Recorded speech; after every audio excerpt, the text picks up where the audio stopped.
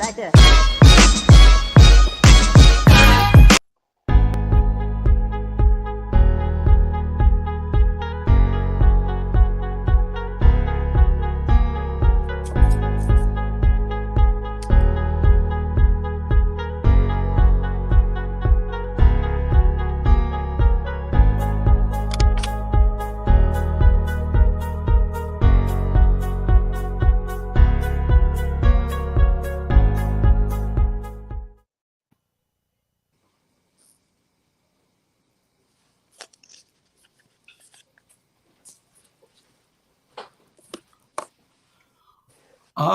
What's up? Good evening. Good evening, young men. How y'all doing? What's happening? Y'all all right? Oh yeah, definitely. How you doing, Doctor? Dr. Hall and, hey, man, and Dr. Roberts? He's starting already.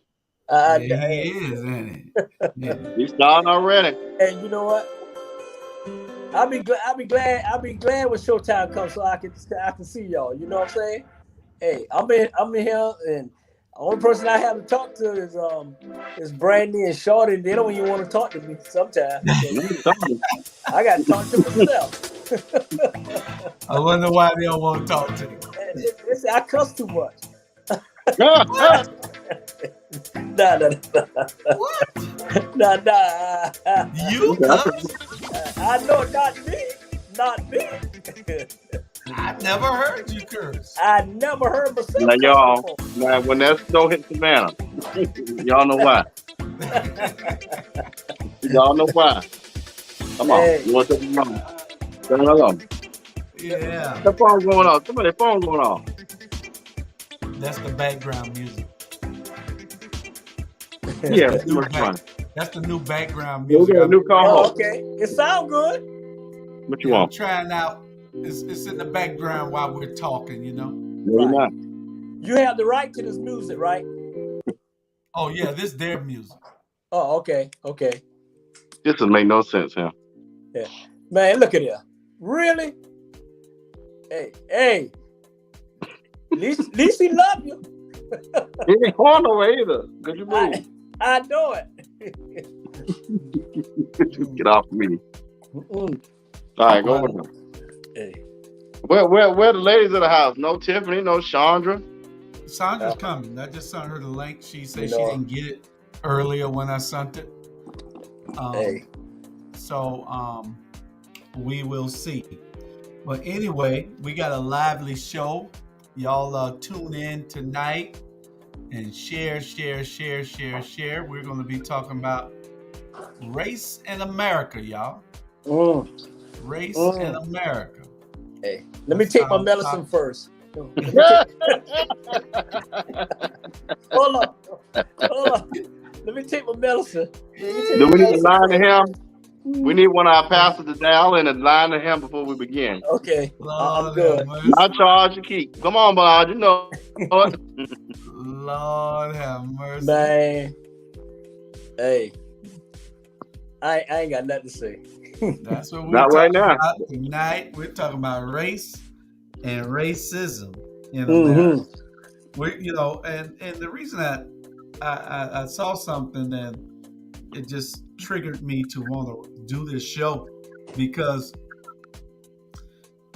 too often we get complacent and we think that everything is okay, but then it's always somebody that's going to give you that wake-up call and let you know that it's not really okay. It might seem like it's okay, but it's not really okay. And all of us, I asked everybody to contribute something that they want to talk about tonight on this subject. And after we get through our lightning round, we'll get right into it. And we're going to showcase our shows, new shows. We got a bunch of them coming up. And the current shows. I know Ivan Cohen is going to kill me because I was supposed to send it to him for the last month, but I was getting it all together, all the shows. So we're going to have about 20 shows, hopefully. After a while, I think we were at 11. I think we're at 14 or 15 now.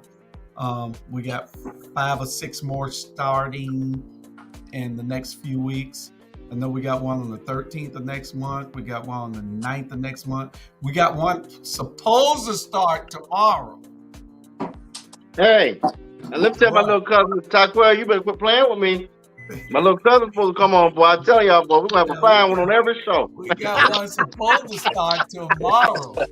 It's a new show, brand new show, a sports show that's supposed to start tomorrow. The Ebony Sports Show, the Ebony Sports Reporters. That's the name right now. It's tentative until we see whether we're going to change it to anything else. Hey, Harrison, he's watching watching the Rabble from Atlanta. What's up, ATL? What's up, ATL? Man, you a Woodstock coming from ATL. Hey, I'm way out here in Woodstock, but I'm still halfway in the ATL. You know, and that's something that Harrison and Asia will probably have to dive into also and find out what happens to the mindset of our elected officials and leaders. It's a syndrome. It's a syndrome called COON. Oh yeah, but you can't say that. You can't say it out loud. We'll be in Facebook jail for a whole week. And I can't get no more Sprite. Other N word. You can't say that word either. So we got to be real careful. You got to say comment. Yeah. So I mean, you know, and sometimes we're so passionate about what we say that sometimes it slips. Yeah. You know, but anyway, while we're waiting on our other guests, what you say, Bernard? You know, it's different, and people need to understand this. It's different between racism and passion. Okay, I'm passionate about what I say. You know, none of us on this stage is racist. We passionate about what we say, but we don't like the racist stuff that's going in America. So don't take it twisted between being passionate and racist, because we got one thing about black folks, y'all know, we got every nationality in our family. Trust me. Hey, white, black, Asian, Mexican, Puerto Rican, whatever. One thing about black men or whatever, we all over the place. Trust me. Yes, sir. Hey, that's another story. Go ahead. We got a special guest tonight, Shantay Mclaughlin. Windsor Forest grad. Look at Windsor Forest coming through. Oh, Shantay graduated from Windsor Forest? Yeah. I didn't know that. Yeah. Class of 97. Okay. I did not know that. Okay, well, Shantay will be joining us about 8 o'clock, sometime between 8 and 8:15 to tell us about her new show called Unjust. Unjust is a new show that I think it airs on the 9th of February. And it's a show dealing with some unjust prosecutions, convictions, and other things. It's just unjust issues in this country. And Shantay will be hosting that show. And we welcome her on the platform. She lives in Atlanta, and she'll be hosting that show from there. Without further ado, gentlemen, y'all know what we got to get into, right? Oh yeah. Let's do this. The lightning round, 5 topics in 15 minutes. While we're waiting on Sandra and while we're waiting on, hold on, y'all. The lightning round. I'm gonna let y'all go first with the first topic in the lightning round is Boris Johnson. I don't know whether y'all saw this, but Boris Johnson has been partying like it's 1999 over in England, and he's the UK Prime Minister. He's been partying. But he's telling everybody else that they must lock down, that for COVID restrictions that they need to lock down, but he's been partying. Hey, you know what, man? On a serious note, man, people done got to a point where they tired of being fear this virus taking them out, and you know it's hitting hard. Every month they come up with a new virus. Every month it seems like. But hey, if that's what he want to do, party and you know do what he do, is hey, it is what it is with him. You know what I'm saying? I mean, you can't tell grown folks what to do. At the end of the day, because I'm tired of telling grown folks to tell me what to do. But that's another story. So I'm gonna go ahead and let Johnson stay safe and party. Well, you know, now that we own that, and so it's a perfect time for me to bring that up. Y'all got y'all home kit that came in the mail. This is the ones that they're giving away free. Yeah. Face condom. They have sent the home test. All you got to do is order it. It's free. Yeah. The government is sending you free home tests. Mm-hmm. You get 4 of them here in this packet. Free tests. Yeah. So order your free tests. Yeah. Ours came in the mail on Monday. Yeah. Mine already ordered. I haven't got mine yet, but it's already ordered. Vanny already ordered, so it should be coming in the mail in a couple of days. Okay, and then if you don't want to get the free test and you're lazy, then go by, and here's the information. You could go by the Civic Center and get tested. You can go by and get a free test. You just Google that Mako Exchange, and you can pre-register. When you walk in, you can they'll drive right on up, and they'll ask you your name. This is just a pre-registration form. Takes 5 minutes. You can get tested. Your test results will be back in 24 to 48 hours. So if you don't want to get the free test, go take the test at the Savannah Civic Center or at any of these locations where they're giving the free tests out at. But the home kits have started to arrive. They order them, y'all. Yeah. Order them. So you can be safe, just so you know not to go around and affect anybody else. But to speak to Boris's thing, the thing about it, y'all, is 2 parts I'd like to add. You know, we love to quote scripture, but there's a part of it in the command, love thy neighbor as thyself. If you believe in that, then you would take this thing seriously. And the other part is just be responsible. I mean, some of us are irresponsible sometimes. But irresponsibility with this COVID could kill somebody. And so, I mean, it's just sometimes you got to think about the severity of your irresponsibility. It's okay maybe to have too many drinks and black out, but it's not okay to go breathe on somebody that you could potentially kill. So just think about it that way. And then the young people are the ones that are scaring me the most, because they it's almost like they don't care. They are talking in your face, breathing on you, talking in everybody's face, and coming back and talking to you. And I put my mask on, and I don't care whether they're offended or not, because you're talking to too many faces and bringing it back. I think I'm immune to it now. I've had 3 shots, but I still don't want to get it. So, I try to be as cautious as I can. Although Fauci say everybody in America will get it one day. Yeah. So we'll see. Yeah. So that was Boris Johnson. I got one good question I'd like for y'all to help me answer. Where is Stacy? You want that, Robert, or you want me to take it, Rob? No, I want. You ready? You ready? You fired up? Ready to go? Yeah. Hey.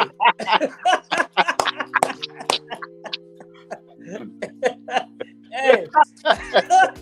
Well, hey, y'all know me, boy. When I start rocking. Yeah, right. Setting that jail, and about right. You know what? Hey, let me tell you what Stacey doing, like everybody else in America in this country doing. Taking us for granted. She thinking just because she's Stacey that we're gonna run out there and vote for her. Because she thinking that she got us. She thinking that she got the black vote. She got it. So she just I'm gonna do this at my own time. Let me tell you something, Stacey, right now. If that's what you're thinking, then you're thinking wrong at the end of the day. So you either gonna come out and run, or you gonna run back in your foxhole and let somebody else run who's gonna really and truly represent us as being represented. Stop taking us black folk vote for granted. I don't care what color you is. So at the end of the day, if you don't come out now, don't come out. Well, who's going to really and truly represent us? hey, let me what's share wrong with that phone? So here's the thing, and I'm gonna think back when I was running for public service commission. She doesn't have a primary opponent. I don't foresee one coming. But right now you got Purdue, Chicken, Collapsing Kemp, and Vicious Vernon running against one another. Let them tear each other apart. And while they're tearing each other apart, she can sit back there and eat her lamb chops and ribs and chill out. But come May, she better go full throttle. But right now, she has an opponent, Robert. Huh? I heard somebody got into the race. Ain't nobody about the food, man. Please, you try to run. Let me tell you something. You try to run against Stacey if you want to. She ain't even got to do nothing but lift a toenail and she whoop you. Huh? They'll be wasting their time right now, but yeah, I wouldn't do that. That's what Bernard's right saying. You know, don't blame us when you're not getting us excited about the race. Mm-hmm. You know, you're not getting us excited about let's take this over. Mm-hmm. So that's part of the problem I have with her not doing what she needs to do. When she ran last time, she was out a year beforehand. All the little schools, Moses Jackson, the first place I saw her at one day. So, but now she's too big for Moses Jackson. Mm-hmm. So, is that a fun extended? Who would run against her? I have no idea, Rebecca. Somebody, they said somebody joined the race, but I don't know who it is. Probably a coop. Hey, I don't know. You know who she running against? Hey, she running against all the black folks that she think that we gonna vote for her. That's who she running against. That's who she running against. Okay. Yeah, at least I'm still voting for her, but yeah, at least it's long. I want my creaming rib. I needed to get me excited, though. You know, I needed That's to a get powerful me excited.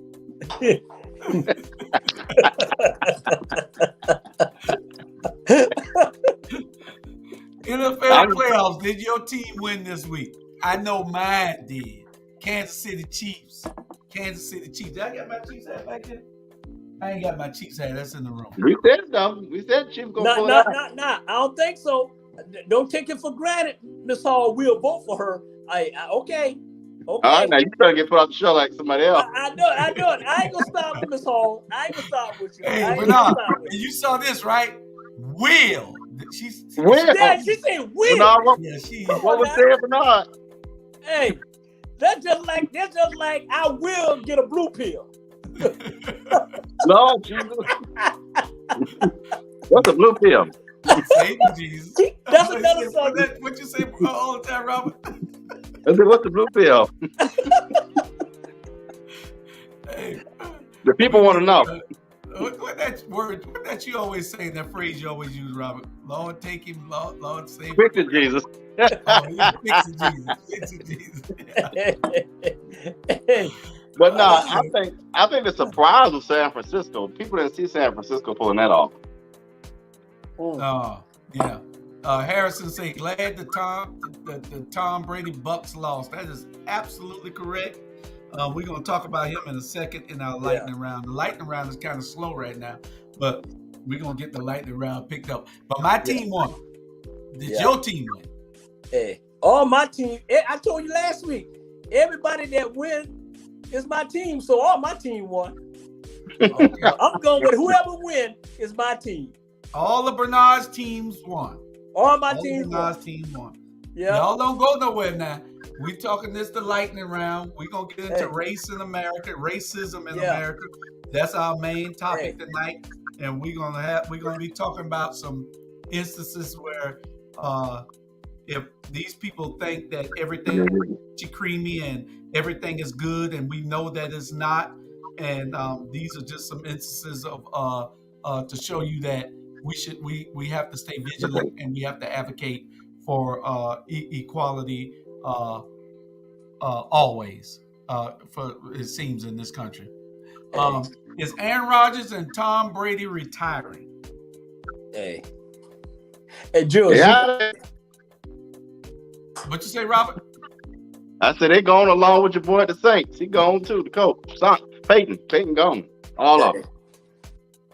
I don't know. I think Tom Brady coming back because he said he want to retire with a Super Bowl, and it won't be this year. Hey, That means he coming back next year. yeah. Hey, what color Tom Brady is? Orange, Oh, Jesus. Okay. What color Aaron Rodgers is? white. Okay. So the NFL want Aaron Rodgers and Brady to play until they 80 because those are the only two that they can say that they can go behind and chill because at the end of the day, once they leave, that's it. All these brothers that's taking over the NFL, all these quarterbacks, and so they only got Brady and Tom. They only got Brady and Aaron left. Well, you got a few good ones. You got Donald look pretty good. Who? This boy is Cincinnati. Yeah, that's true. But I'm saying for us, elite. Elite quarterbacks that can. Somebody that can do those commercials and somebody that can bring in their revenue. That franchise. NFL, Aaron Rodgers and Brady bringing in their revenue. They almost at their 40 and they bringing in like, boy, these still boys can play. At the end of the day, Brady, I guarantee you, Brady right now still sitting in that ice bed. They tore that butt up. Up. Hey, man, he got hit so hard, he missed down and called my number.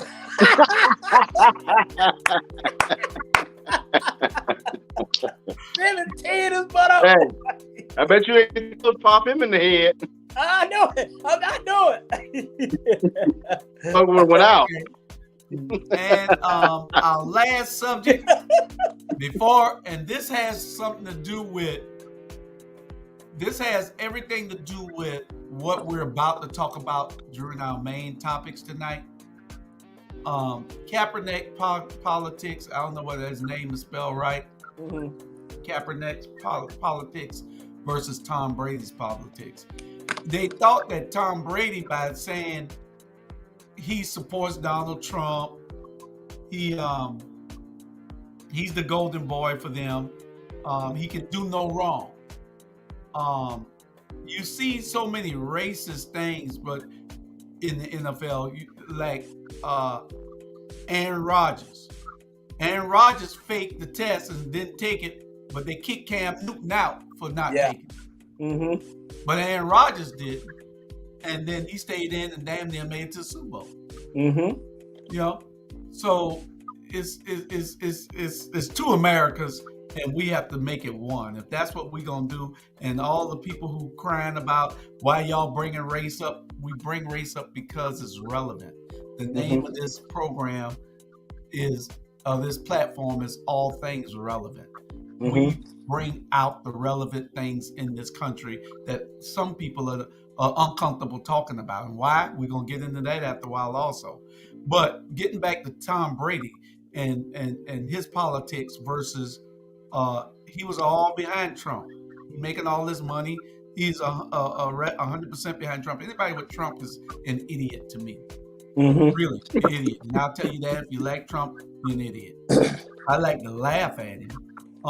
But Kaepernick, his political stand was to take a knee for his people, for his country, for the injustices that black people face.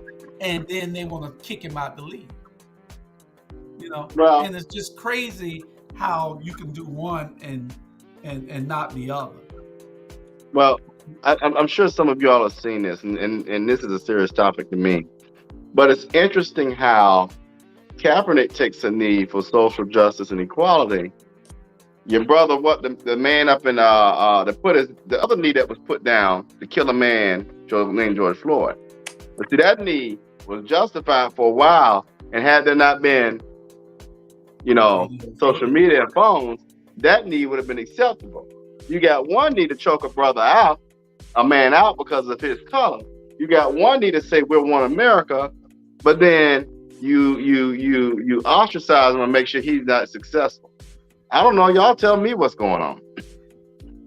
Yeah, You're right.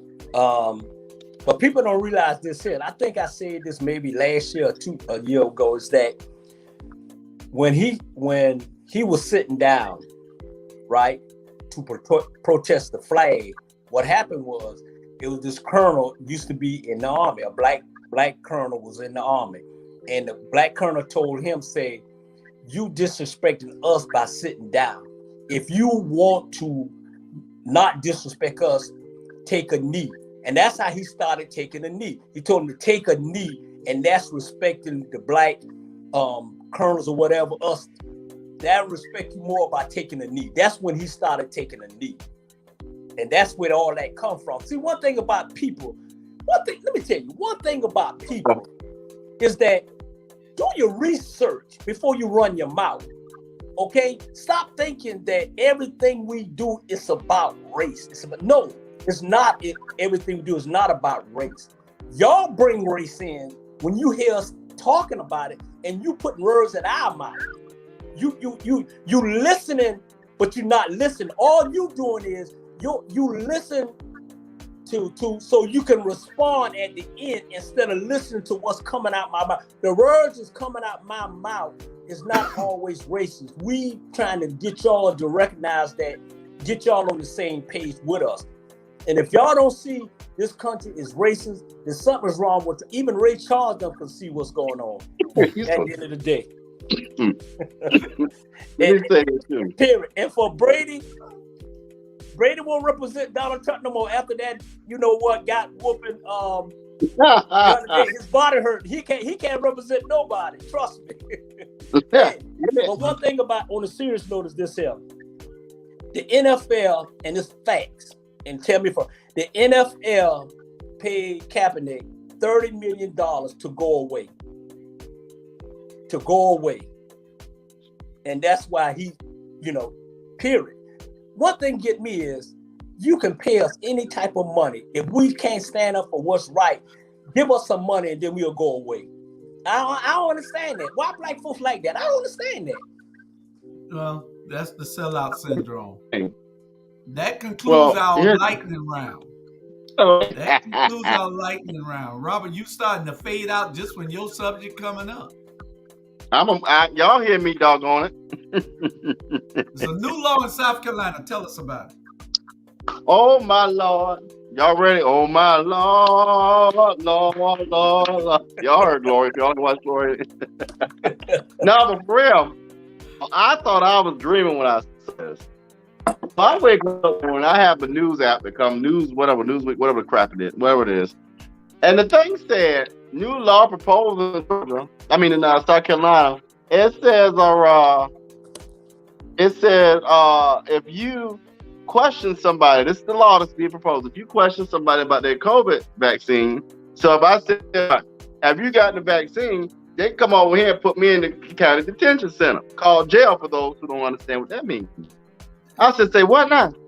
So you mean to tell me if I ask Julius or Bernard, are y'all vaccinated, they could just lock you up? Now, how ignorant is that? How stupid is that? Pretty ignorant. And you know my stance already, and I'm gonna say it again. Y'all know what? We ain't got no business. If it ain't a nonviolent crime, if you ain't shoot nobody, if you ain't rape nobody, you haven't caused anybody physical trauma or harm, we don't need to be incarcerating them no way. But you're gonna lock them up and put the back. See, the taxpayers got to pay for the free cable, light bill, and water. But see, we don't want to understand that. Mm-hmm. But now, what you think? Man, it always, South Carolina is South Carolina. It always something with South Carolina. Mitch, I'm sorry. And he from there? Mitch B. From Kentucky. He from Kentucky? Kentucky. He from Kentucky? Yeah. Okay, what's that one? He's Bluegrass State. Lindsey Scott. Oh, you talking about Lindsey, Miss Lindsey Graham. Yeah, she's from him. Oh, I'm sorry, he's from him. Okay. Sorry. And Tim Scott also. Right. So none surprised me about South Carolina. Hey, you know what? Uncle Ruckus' son. Hey, nothing surprised me. That's just another way of getting another black man to get arrested and go to jail. That's all.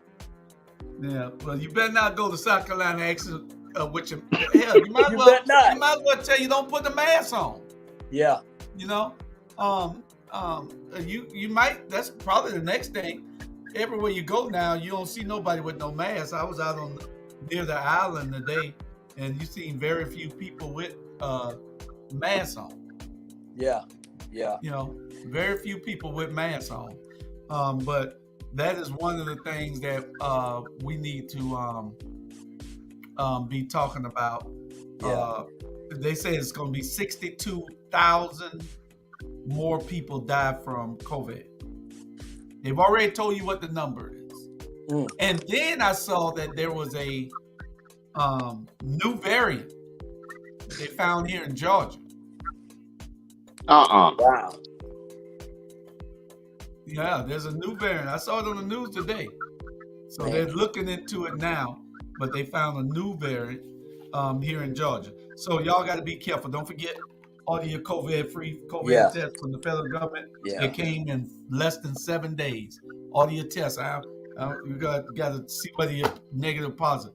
And then you know where to talk in somebody's face. I need about 30, 40 of them boxes so I can get the test right away as soon as somebody walks in the door.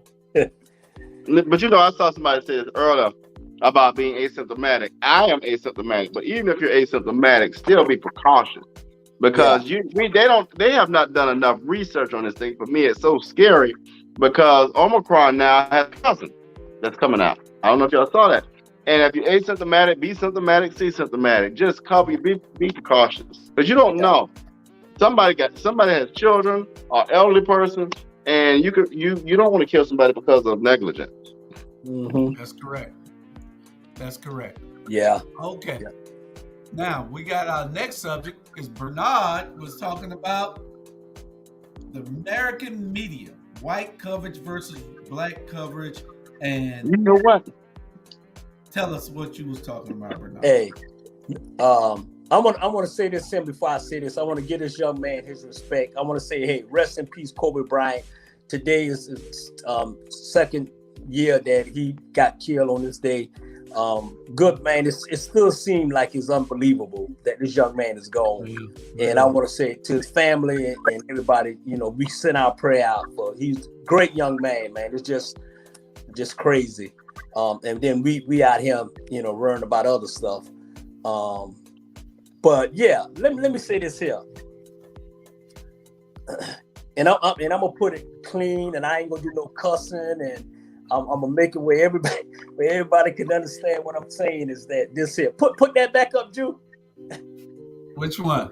What I'm about to say. This one, that one. So this would piss me off. So.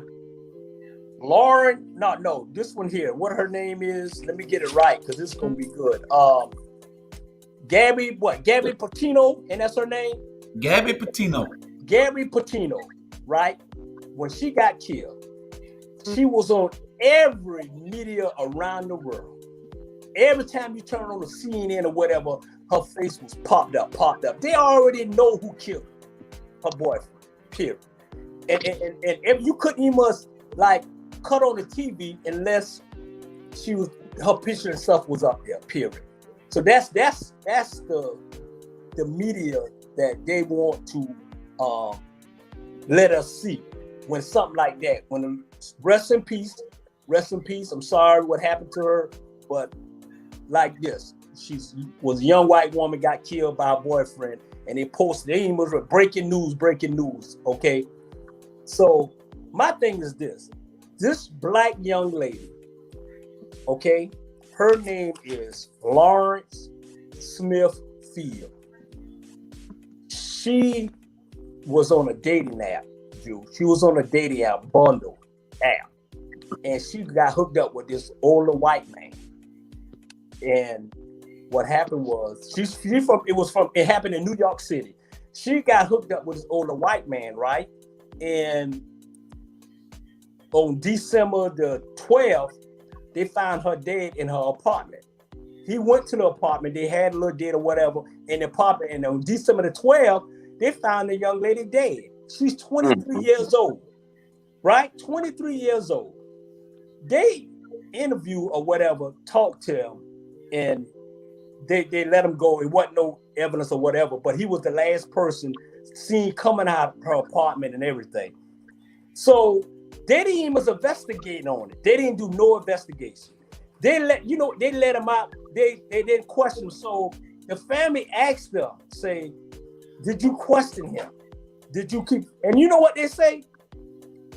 They say he was a nice old man, so they let him go. He was a nice old man now. He was a nice old man, and they let him go, knowing that this man probably done killed this young lady. So they did an autopsy, and the results haven't came in yet. So the family doing a private autopsy to find out what's going on. So the family was calling, want to know what's going on. Guess what they told the family? What's that? New York City police told the family, stop calling them. Stop calling them. They trying to find out what happened to their daughter, and you got a nerve to say stop calling them? Y'all really? Okay. This happened in New York? This happened in New York City. Oh, I thought it happened in Atlanta. But This happened in New York City. Okay, so the brother asked them, well, what, why y'all not investigating? Why y'all, not bringing them in? Why y'all not doing that? You know what they told him? They told him, oh, he was a nice old man, so y'all just need to let it go. Really? And this in New York City, really? I guarantee you she was the other color. They have every black man in New York City arrested on buses, right in there, trying to find out what happened to that white woman that done got found in their apartment, 23 years old, dead after the black man done left their apartment. But you can't give these people, respect to find out what happened to their baby girl, 23 years old, found her dead in her apartment after the old white man left her apartment. Really? Come on, y'all. And y'all talking about we racist? Really? Come on. Hey, that's just unbelievable. Unbelievable. Well, you're right. There you go. Right. Me and Shorty, we were just talking about it. And that's the comment right there. I mean, come on now. That's crazy. That's crazy. It is. We don't get the coverage because they don't look at us as being equal for justice. Justice don't come in that form for us. We have to create our justice ourselves most times. And it's bad because most of these young kids today, they see that and they feel like they can melt out justice themselves every day instead of handling some type of conflict resolution or through the law. What do you say, Robert? What bothers me with folk is, one of the things I had to do in middle school was I forgot why I did this project, but I learned about Emmett Till many, many, many years ago before we even started talking about it. I want everybody watching you to talk about Emmett Till and your families. Yeah. That's the reason why that mom said, I want the world to see what they did to my boy. Yeah. That's the reason we don't. If you don't know your history, we keep repeating it, and we keep repeating it. Trayvon Martin, we keep repeating it. George Floyd, we keep repeating it. Ahmaud Arbery, and that's what burns me up is that we're not teaching our children or ourselves that we keep getting burned at the finish line. Yeah, looking like the Falcons as a culture. We can't finish it real. Yeah, and they want to know why I went off on America After Dark when I was talking about these women, because my daughter is a black woman. Okay, my girlfriend a black woman. My mama a black woman. You know what I'm saying? My wife was a black woman. Your family was a black woman. And if we can't be passionate about and try to look out for our women, our black women, y'all don't realize they having more time than we is, because all the men's either in jail, they locking them up, we killing each other. We got to be here to protect them. And they say, come on now. How you gonna tell somebody that lost their baby girl, stop calling us? Stop calling us. And it's a fact, Bernard, that the black woman is the cradle of all civilization. Yes. Everything on this planet. There would be no woman, no man, no nothing without the black woman. Yes. This is what everybody comes out of. Yes. history and science has proven that. Yes. But still, we're looked at on this planet as the lowest of the beings. You know, we lower than a dog. Yes. You know, and you know, they love a dog. Oh, look at the news. Look Yeah. at the news every day. Yeah. They'll have a 15-minute segment on a dog in the Humane Society and Hey. talk about our neighborhoods for only 3 minutes. Yeah. Let me break it down for you. Yeah. Let me tell y'all something.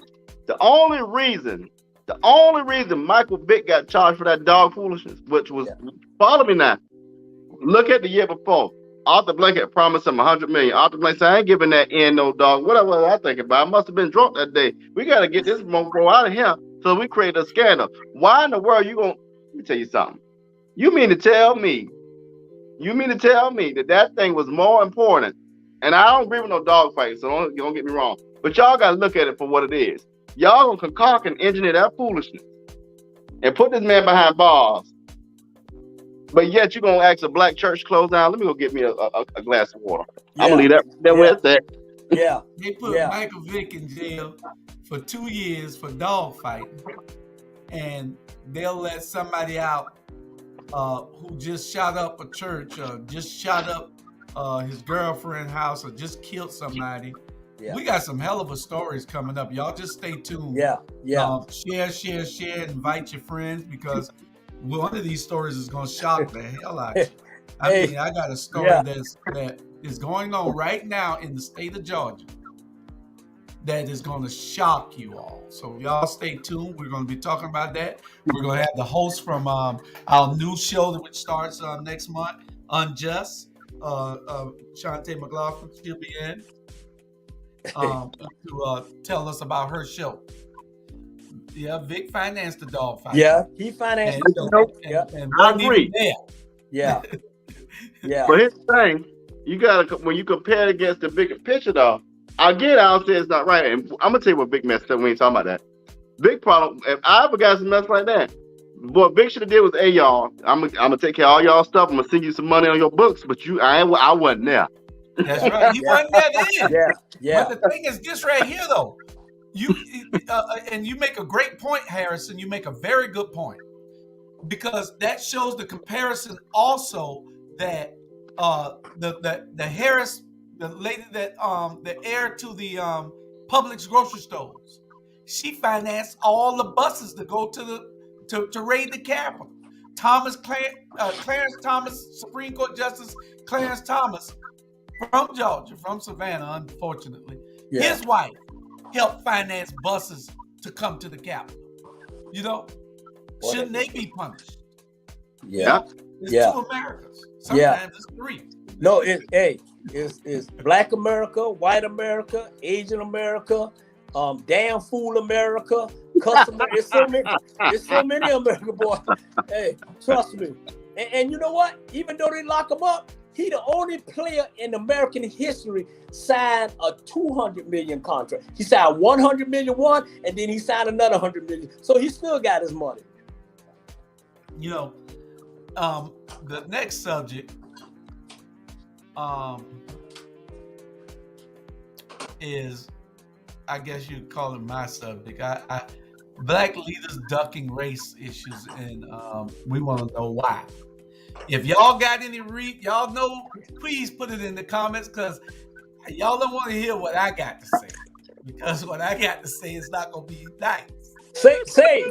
Every morning and I'm talking about every morning you wake up. There and me, my wife, we'll watch, if I happen to be home, most mornings I am, CBS Morning News with Gayle King and the crew. But every morning you wake up and watch the national news, there's a segment about race in America. Usually a goody two-shoes type story. A feel-good story. But it's one every single day. Every day. Watch the news. They're going to tell you in black and white. In black and white. I heard some say all black politicians are true leaders. Are black politicians true leaders? Hell no. You got some great ones. I got 4 or 5 here in the city of Savannah that are elected leaders. But Like last week's show. So we all know that there's a problem with race relations in this country. We know that. So why do we see blacks not discussing race the way that it should be? Especially when you get into these positions of leadership, you get in these positions of leaderships as elected officials, and you say less, you do less. You don't do nothing more than the white guy that you just replaced or the sorry joker that you just replaced. You became that sorry guy. And that's and you before you ran and while you were running, you promised us all these things that you would do, and you're doing none of them. And that's what my problem is with black leadership in this country. You're ducking the race issue. We can try to level the playing field if you just do what you're supposed to do. If you make good on the promises you made on the campaign trail. We want to be able to get some of those minority contracts. Why are we the minority? Especially here in Savannah where we're the majority. You know, why do we have to get minority contracts? you know, we should be getting all the contracts. But the rich are still getting fatter and fatter. They're sitting at the table doing everything that they're supposed to do. We can't blame anybody who's getting that money because it's not your fault. It's the people who we elected fault who are still letting you get it. You know, with power and position, you have a certain obligation to the community. You do. You have a certain obligation to the community. And when you duck these questions, when you have an opportunity to address these questions, then shame on you. We want to know, are they scared? Are they selfish? Are they quiet because they've been sold out for some money? What is the problem with black elected officials who don't address these issues when you can try to level the playing field? You know, and most of these people they were born in the 50s and 60s, and they came up with people calling them boy and treat them like dirt. But now they act like that never happened, and they act like nothing else is happening in this country. You know, so I don't know, y'all. Hey, that. Let me say this here. The problem is this here.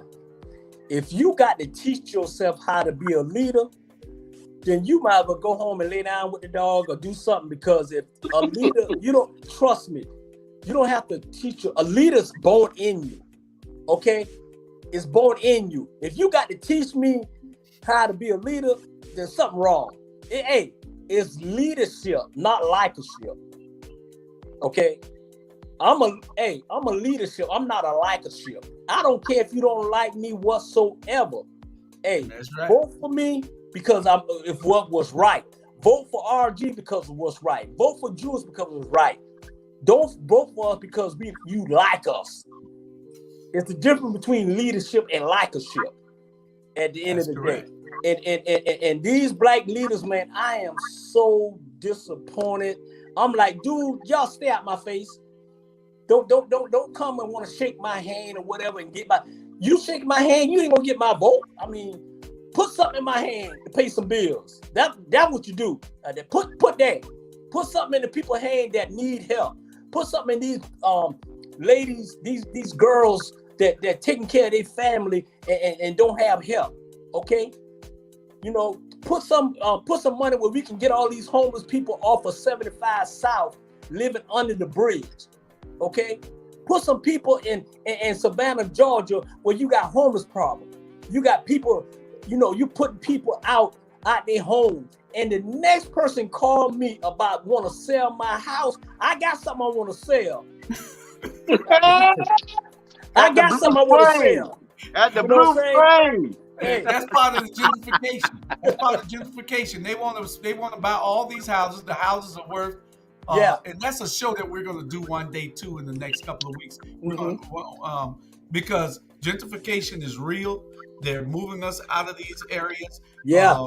And one of the incidents, I know it happened to me personally. Me and my wife, we invested $10,000 renovating her old family home. The court stepped in, told us to cease and desist. wouldn't give us we lost every penny that we put in the house because it was an heir's property that was tied up through something else. The judge damn near threw my wife out of the courtroom. And then next thing you know, they sold the house. It was only $57,000, I think, left on the house. They sold the house. The courts put an ad litem in because there was a minor child involved. The court sold the house through the ad litem. They split the money, gave the 4 dependents $2,500 apiece. And now the house is worth $289,000. Yeah. You tell me it ain't crooked. Right. You tell me it ain't. Hey, Julius, your questions behind stage. I ain't gonna add it till you're ready, but let me share this. Part of you all know this now. I'll say it again, and this is a Savannah thing, but I'm gonna talk about leadership.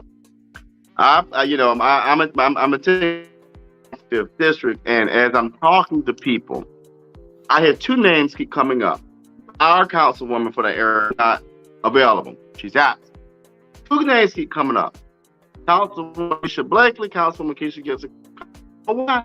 Because those 2 ladies aren't afraid to stand on their own. Those 2 ladies aren't afraid to go into the lion's den and to fight. And not really fight, but advocate. And I tell people all the time, if you're going to be a leader, always remember this. Your blackness ain't going to come off when your leadership starts. And you got to be available to stand alone. When I ran for Public Service Commission, I forgot the question that was asked to me. But the one thing I answered is this. I'm going to always be seen as the Black Public Service Commission. And so when you realize that, you don't sell your soul to the devil for a few pennies. Is your dignity, are your people, are your ancestors worth a few dollars? I mean, I would say no. Okay. Yeah. Well, we're going to find out and dig deeper into that because that's a topic for a whole. We need to get some Black pastors on here to talk to us. We need to get some Black elected officials that not our Black elected officials, those ones that we're questioning.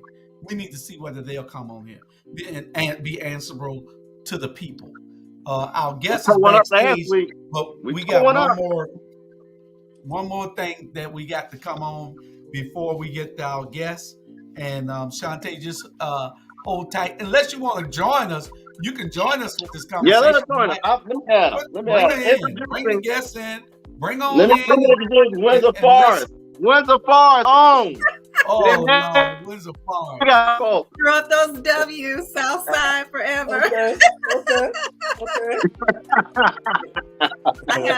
I had a discussion with someone the other day. They posted who had the best band, Beach or Savannah High. I was like, everyone knows it was Windsor. Like, who right? Come on. It's something when Tompkins, Woodville, Tompkins, whatever that school is. Our band got off when we're back in the 80s. Now our band got off. We got off. 70s. That's right. Who had the baddest guys? Tompkins Wolverines. That's it. That's right. We grew we grew them in the backyard. Oh my God. Oh Lord. Lord. That's right. Tell the truth. Shame the devil. Look at us around like, Welcome, Shantay. Welcome. Thank you all for allowing me to be a guest. Thank you, Bobby. I salute you. We got one more. We get to you, and that is what was it? Critical race theory, I believe, and you know it's good that you're on here that you can share some of the your insight with us. We got about 1 hour left, and we're going to be talking these last 3 or 4 subjects in that next hour, and we're going to be talking about your particular show that you have coming on this network, on this platform, starting in February 9th, called Unjust, and we'll talk about that in a minute, but we're going to first get to critical race theory. And why do Republicans, and a Republican is a white person with no heart or compassion. No heart or compassion. Now, I'm not talking about all white people. We got some blacks that they think they're Republicans. They just sellouts. So they're not Republicans for real. Herschel Walker and Vernon Jones Door. and a bunch, Stacey Dash and a bunch of them other little fools. And Van Johnson. Y'all But so I think mean. it's all relevant inside of critical race theory. I think with critical race theory, there's also the cross-cultural dialogue. And whatever our conversations are, it's what's been passed on from generations.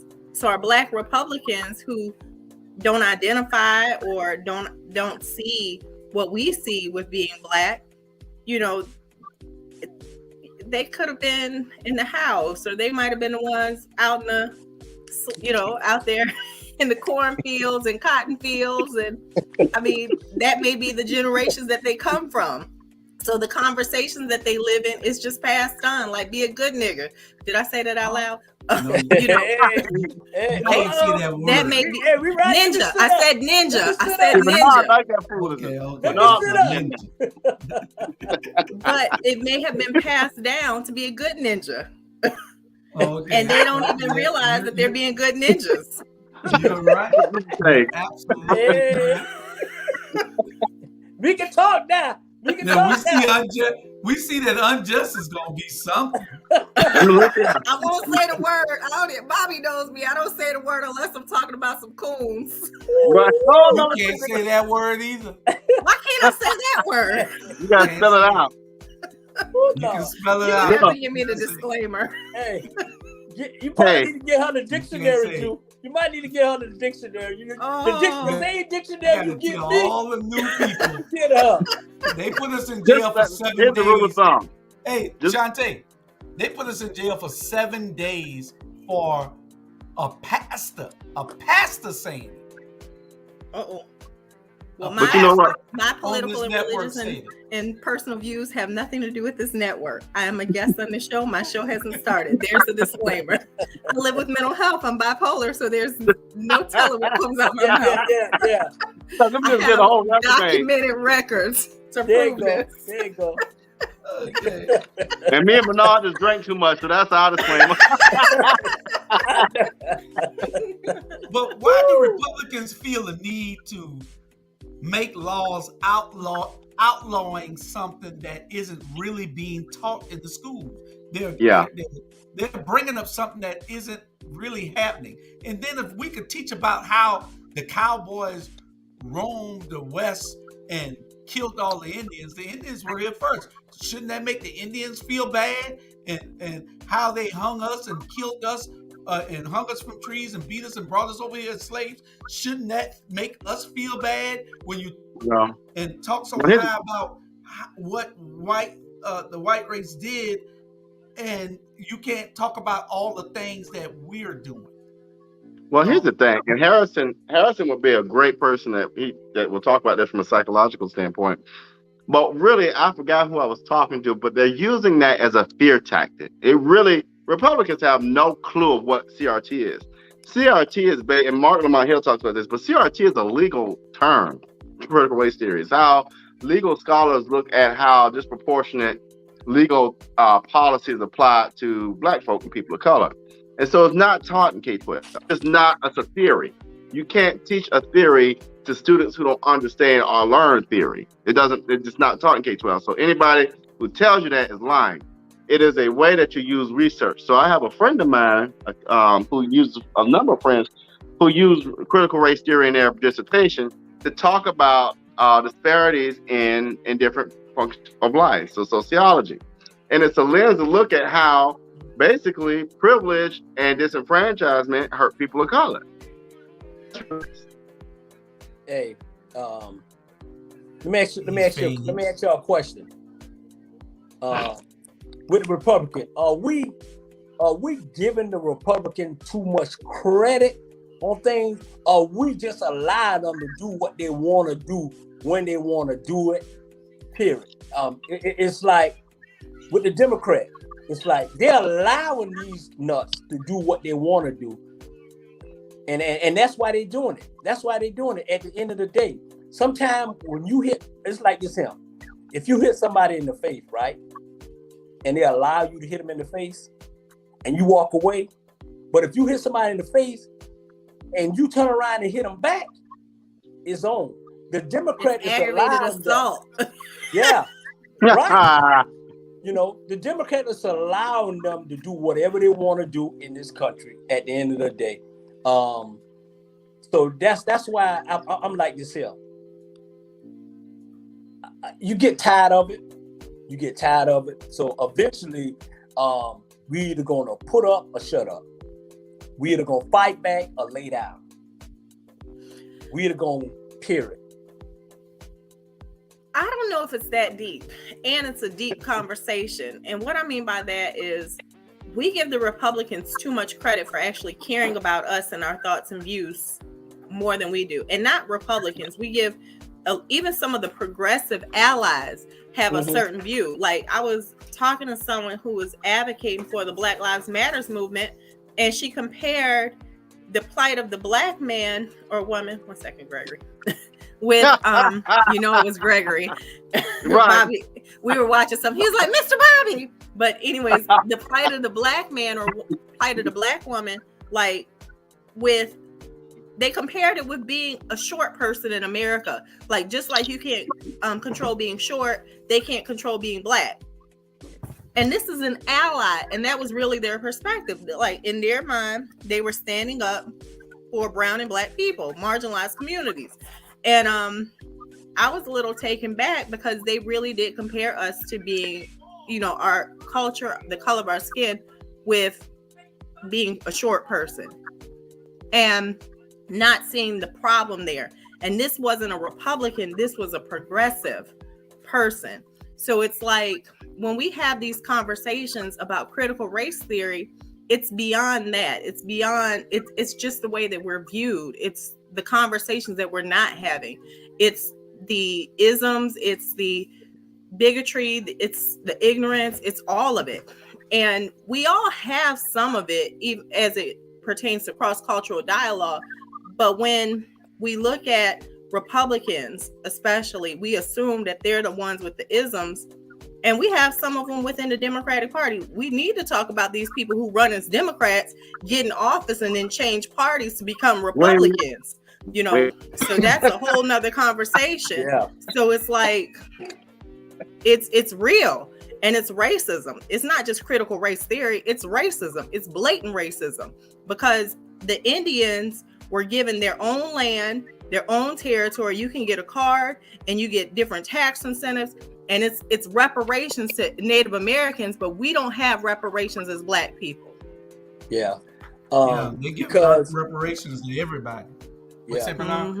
Because Mitch said last week that black people are not American. That's what Mitch said. And now he's trying to pick it back on, trying to clean it up. That's what he said. Hey, go back and look. I ain't put that in his mouth. That's what he said. That black people are not American. What had happened? Look, Bernard, what had happened? What had happened is he forgot to say all. He left all out. Y'all better go back and watch. Hey, what they tell the movie? Tear it up. Tear it up. He knew exactly what he was doing and what he was saying. That's it. Yep. I'm looking for a picture, but I don't see it. Last time I checked in the history book, black folks built everything that's in this country. Last time I checked in the history book, the white folks, they stole this country from the Indians. Last time I checked, if everybody go where they need to go back to their country, last time I checked, the only people being American is the Indians. Period. Last time I checked, I'm just saying. And there were black people, I read a book one time, The History Before the Mayflower, and it talks about all of the deities that were like black in South America and the migration from South America to North America, and how now all black people were brought over on the Mayflower, which is the biggest myth. We were here. Yeah. And the last time I checked, Christopher Columbus didn't discover America. He stole what? it. What you mean? How can you discover a place that already exists? I know. That's like going to the club. Like, this is my club. Those my drinks. Club already. Hey, I'm gonna put the blue flame tomorrow. I hope they don't censor us for that. Christopher Columbus discovered America. So that's it. This whole network canceled. Hey, let me stop. We already got a problem. We already got a problem with them screening us, and I rescheduled 2 shows that were an hour long each, and it only played for 13 minutes and got cut. And I'm wondering what's the problem. So it's some kind of technical issue with StreamYard or Facebook or somebody. Hey. I think it's Facebook. I don't think it's StreamYard. Yeah. But anyway, anybody else got anything before I go to the next subject? Can I say one more thing or don't? Can I say one more thing? Last time I checked. Don't end up like Charlie. Hey, Drew, can I say one more thing? Last time I checked. Okay. Yeah. Last thing I checked, Benjamin Franklin discovered electricity. Last time I checked. What about the spot? What about the stoplight? Come on Last now. time I checked. Going. Last time I checked. Come on. What about the peanuts? Come on now. Last time I checked. Hey, what about the first open heart surgery? Last time I checked. Come on now. They mad now. We done. I know it. Period. How about the doorstop? How about the doorstop? How about the internet? Last time I checked. It's a whole list. That's a lot of things that we are going to have on another show that we're doing, hopefully before the summer. Little Known Black History Facts. We'll have that one out also before the summer is over. What about natural light? Yeah, last time I checked. Hey, natural light. I know. Anyway, this here I'm gonna put it up on the screen because I'm not efficient enough to put it on the side where we go to the side. Oh Lord, boy, that, and then I'll put this up over me. Matthew Baker Jr. case update. No evidence found to qualify Georgia man for the death penalty. My question is, Matthew Baker Jr. is a 24-year-old from Henry County, Georgia, who may face the death penalty for a quadruple murder known as the bonfire killings that occurred in 2016. His co-defendant, Jacob Cosby, has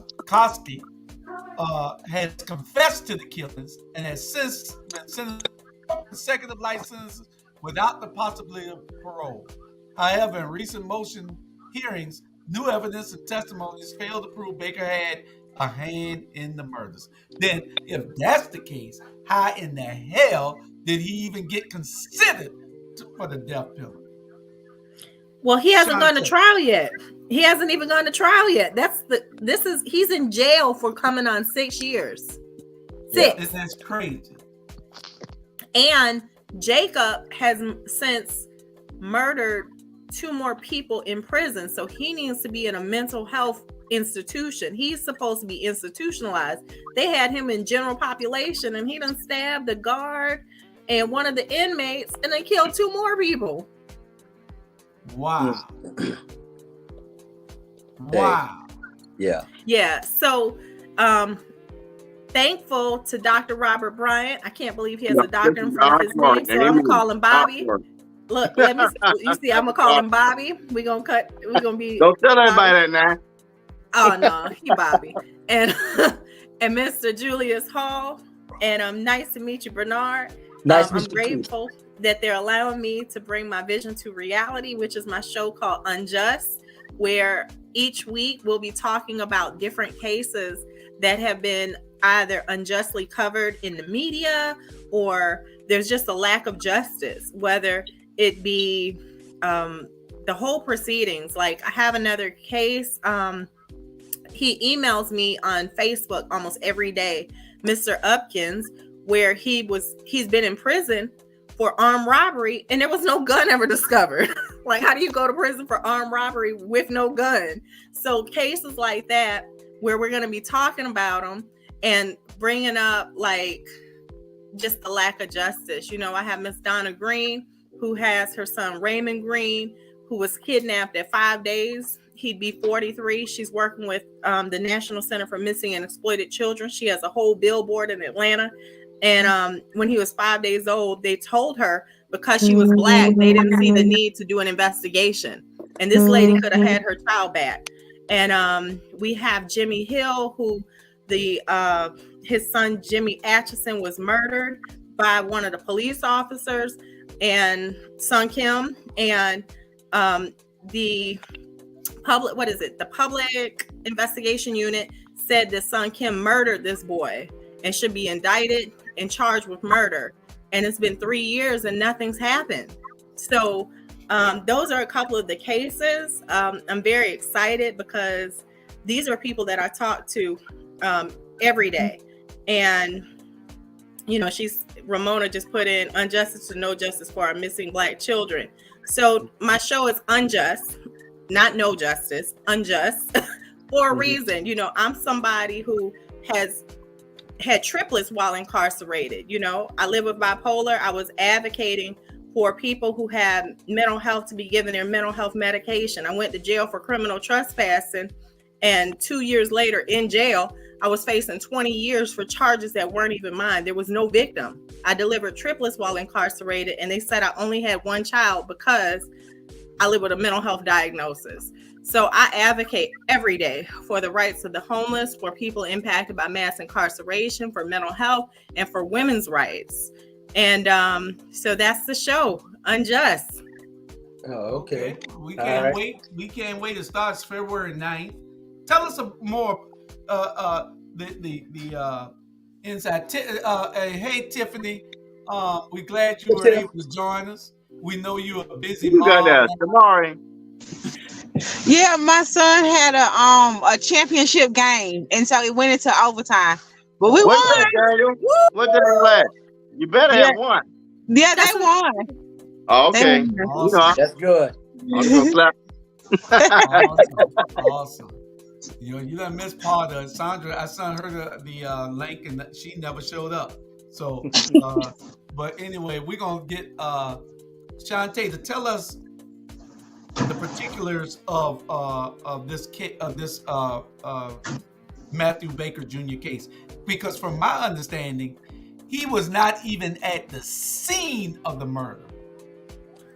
Well, what I'm to understand is he didn't even know Jacob. They just met at the party, and the guy Jacob lives with schizophrenia, and so when Jacob took the gun and decided to do this quadruple murder and kill everybody, they decided to charge Matthew Baker alongside him because they said that they knew each other and that he was an accomplice. And I mean, there's been so many different stories. There's been people saying that Matthew Baker Jr. set him up and he organized it. Like, there's been so many stories.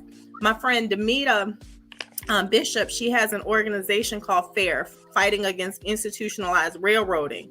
So she's been in the courtroom with him advocating, and I don't know if I'm supposed to say this or not, but I'm going to say it. So his attorneys told her that a win is him taking a plea deal to life, although they know he's innocent. And so that's a whole nother conversation about these public defenders working for the district attorneys. So it's like this young man is sitting there innocent and he's facing the death penalty while the actual murderer, is killing people in jail, in prison.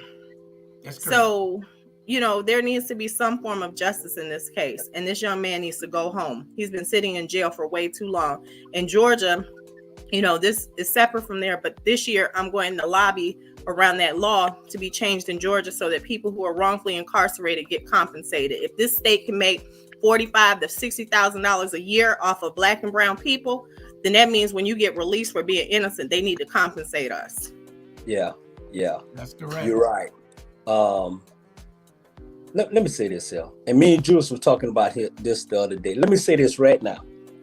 For that young man down in Henry County, I heard about it, but really, bits and pieces. But I want to say this here. The reason why that young man's still in jail, because ain't no Showtime case that Al Sharpton and Crump and Jesse can pack up and come down there and save this young man for society. But they can come every time when it's a Showtime case and all these media and all that, they're going to show up. Why don't you show up in your county and fight for these young men? You show up for everything else? You show up for everything else? It's hypocrite.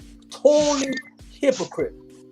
at the end of the day, because the media and everybody ain't dying, and they only come when it's a Showtime case, and that's the hypocrites at the end of the day. Period. This young man shouldn't be sitting where he's sitting at. Bernard, this is what it is.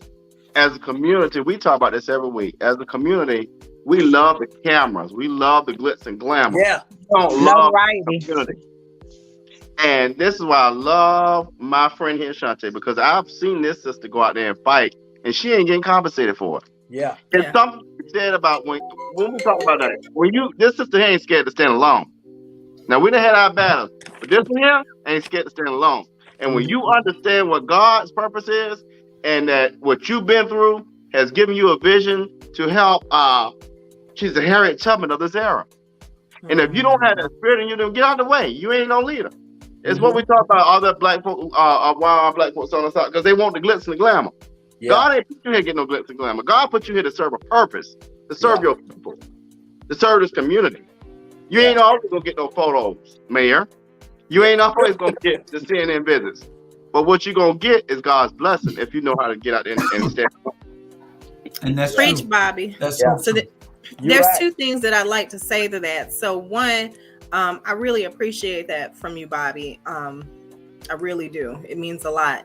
And Bernard, regarding Al Sharpton, you know, what's there for me is with my case, I reached out to the Ben Crumps. I reached out to the Al Sharpton. I reached out to over 60 attorneys. Bobby can tell you this. I sat there at my table just calling reporters. The AJC interviewed me, was told to drop the story. The Washington Post has interviewed me. Like, I've been interviewed by some mainstream media outlets and they were told to drop the story. Even interns at places that were just writing dissertations and things dropped the story. And there's a class action lawsuit against the jail that I was housed in for over 200 cases of cruel and inhumane treatment to minority women of color. And when I asked the questions like, why was I in an all-female facility with males, you know, being transported with males and them coming into the facility? So I'm just saying this isn't the Matthew Baker case. This is my case. But what's there for me is I stayed on NAN. I called up there. I called in the middle of the Ahmaud Arbery trial verdict. And I said, I need to talk to such and such. And they're like, don't you understand? We're in the middle of a press conference. I said, I know, but I figured I could catch somebody on the phone. This is my situation. This is my case. And I need representation. And guess what? NAN, National Action Network, is actually getting me an attorney to represent me around being wrongfully incarcerated and delivering triplets and living with mental health while incarcerated. And I haven't shared that anywhere other than a couple of people one-on-one, but I haven't shared it to my social medias, to my change.org petition. But I say that to say we got to stay on them. We got to keep our foot on their neck. We can't let up. You know, with this Matthew Baker case, if Demita wasn't in those courtrooms, you know, like, his mother's a praying woman and she believes in God. But, you know, faith without works is dead. So you got to get out there. And sometimes, you know, people forget in the Bible, we had the Pauls, we had, you know, we had the Judas, we had all of them. Yeah. But we had people we had the Davids, the Goliaths, the Bible. Everybody wants to go back there, but they don't talk about some of the gruesome stuff that happened, some of the fights, how people were slaves, how people were getting shanked and stabbed and everything else in the Bible. They want to talk about praying and fasting, but sometimes you got to get out there with your knife and your sword and bear arms. And when it comes to some of these cases, we got to just keep our foot on their necks and we can't let up. And people let up too easy. They're like, oh, well, he should take the plea deal. Why? He's innocent. They want you to plea out. They want you to be another statistic and another number. They want to make $45,000 to $60,000 off your head and your back and your butt, literally. So they don't care about us. This system is designed for us. This system is designed to break up Black and brown families. This system is designed to strip us of our rights, of our liberties, of who we are, so that we don't even know who we are anymore. Absolutely. Yeah. And it's crazy because I talk about that all the time when it comes to religion. People, they take bits and pieces of the Bible and they Tip, you might have to mute. They take bits and pieces of the Bible and they make their own Bible. Yeah. You know, they take bits and pieces here and there, but they forget about all the stuff, all the other stuff that's in it. And they don't even, you never hear them ever, ever talk about those things in the Bible that were, if you look back, the same things are happening today. Yeah. But you never hear them talk about it. All they talk about is what the good parts of the Bible.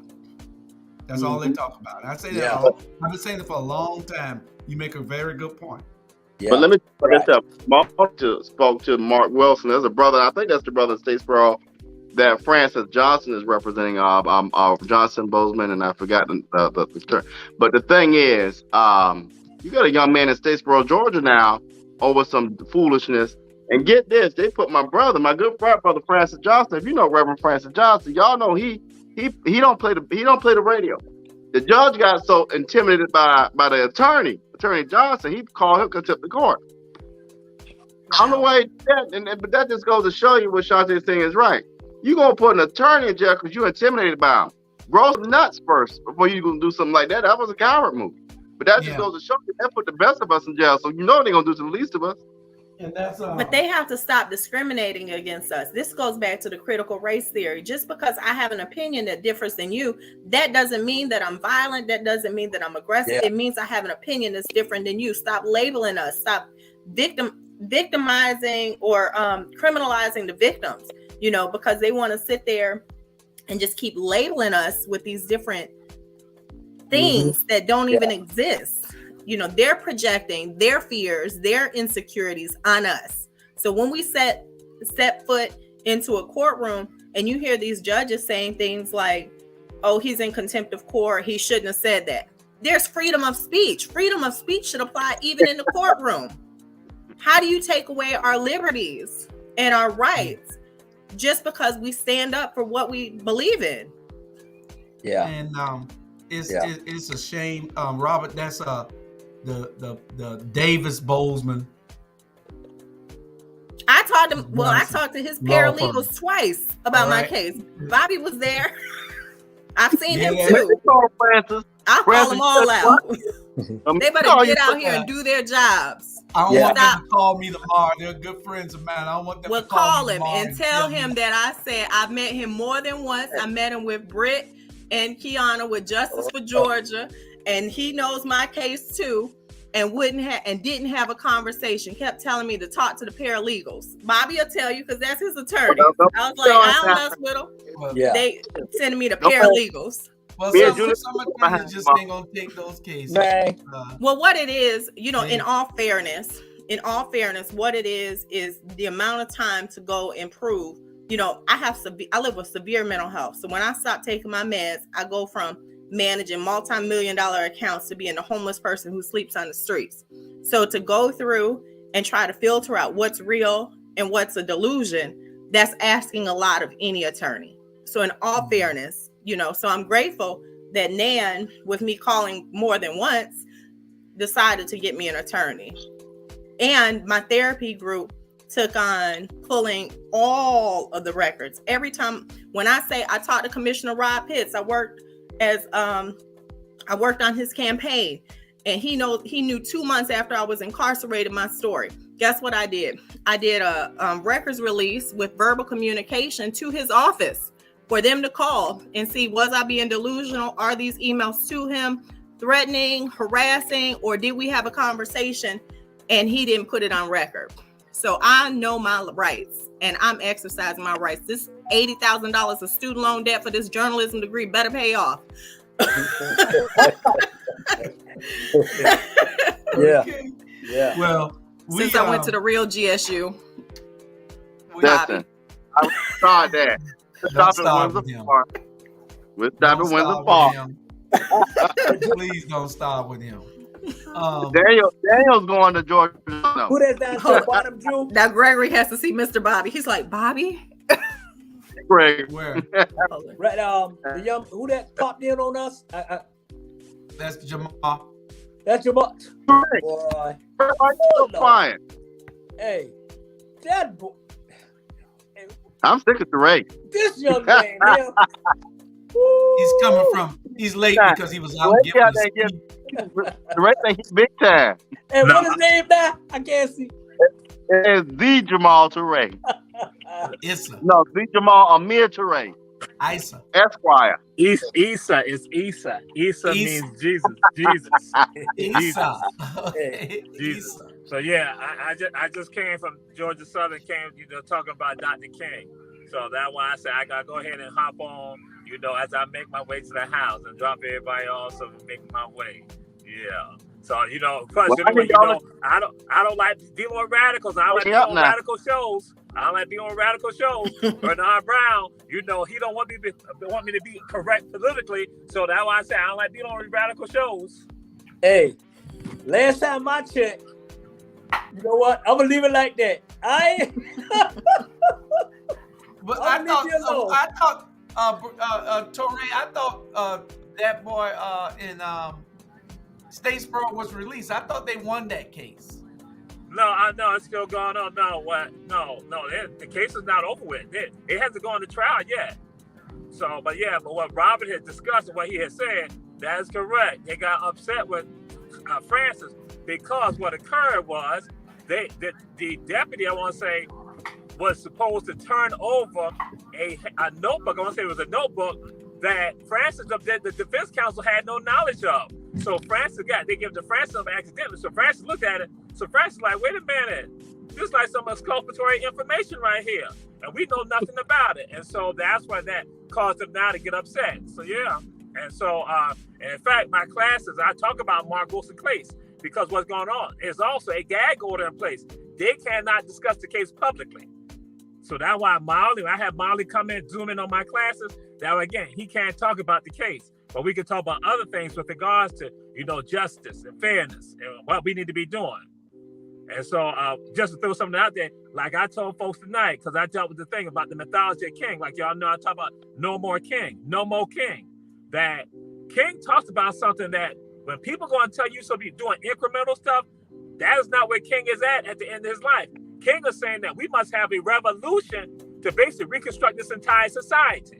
And that King is now, he's like saying, hey, listen, we got to do what we got to do to make this happen. So when these ministers and other people try to tell you, like I told them tonight, they tell you to just sit and wait. You're not supposed to be sitting and waiting, especially if they're going to talk about, they're down with the King philosophy. The King philosophy is not about no non-violent stuff. It's about King now. At the last part of his life, he is saying that, people don't realize, I'm throwing it out there. King was about reparations. King talked about and said that the federal government should provide a $50 billion aid package for black folks. And also King talked about guaranteed income for everyone. I said, that's why nobody had liked King. By the time he dies, he has a 75% disapproval rating.